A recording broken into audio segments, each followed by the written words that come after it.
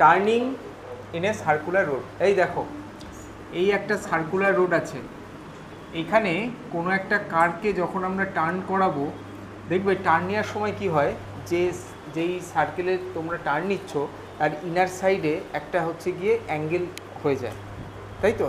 সেটা কেন হয় দেখো, আমরা যদি সার্কুলার পাথে মুভ করি, এই বলো towards the centre along the radius একটা ফোর্স কাজ করে, সেই ফোর্সটা কি force? Centripetal force FC equals to mv square by R. এই এবার এইটা বাইরের দিকে সেন্টিপিটালের অপোজিট দিকে যে ফোর্স কাজ করে সেটা কি বলে? সেন্ট্রিফিউগালের এক্সপ্রেশন কি? mv square by R. এই একটা অবজেক্ট যদি মাস m হয় তাহলে এই দিকে কি ফোর্স কাজ করে?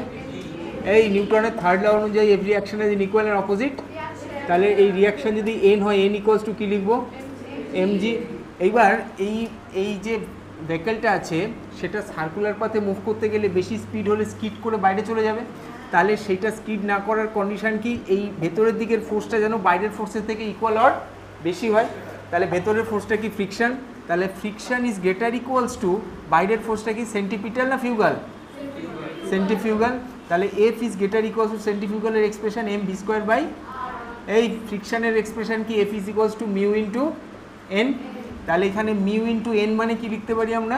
N equals to M G, এই mu M G greater than M V square by R M cancel out হয়ে গেল, তাহলে দেখো mu R G greater equals to V square, তাহলে আমরা V less equals to root over of mu R G লিখতে পারি, তাহলে আমার ভেলোসিটিটা root over of mu R জির থেকে ইকুয়াল বা কম হলে আমার স্কিড করবে না, তাই তো? তাহলে এটা মিনিমাম ভেলোসিটি।